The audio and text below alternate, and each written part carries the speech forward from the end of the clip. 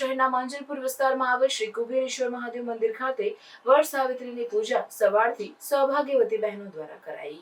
સનાતન ધર્મમાં વડ સાવિત્રી વ્રતને વિશેષ મહત્વ આપવામાં આવ્યું છે।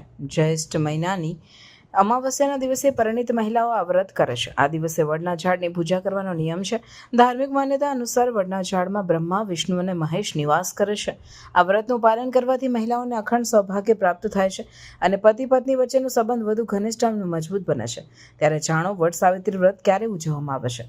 ત્યારે વડોદરા શહેર માંજલપુર વિસ્તારમાં આવેલ શ્રી કુબેરેશ્વર મહાદેવ મંદિરના પ્રાંગણ ખાતે વહેલી સવારે સૌભાગ્યવતી બહેનો દ્વારા પૂજા કરાઈ હતી અને વડના વૃક્ષની પૂજા કરીને તેમના પતિના દીર્ઘાયુ અને સુખી વૈવાહિક જીવન માટે પ્રાર્થના કરે છે। ઘણા સ્થળોએ મહિલાઓ આ દિવસે પણ ઉપવાસ રાખે છે। આ વ્રત રાખવાથી લગ્ન જીવનમાં સુખ અને શાંતિ આવે છે। આજે જેઠ સુદ પૂનમ આજના દિવસે સતી સાવિત્રી પોતાના પતિ સત્યવાનના આરોગ્ય માટે, આયુષ્ય માટે, દીર્ઘાયુષ્ય માટે વડની પૂજા કરી અને પતિને અખંડ સૌભાગ્ય પોતાને પ્રાપ્ત કરાવ્યું હતું।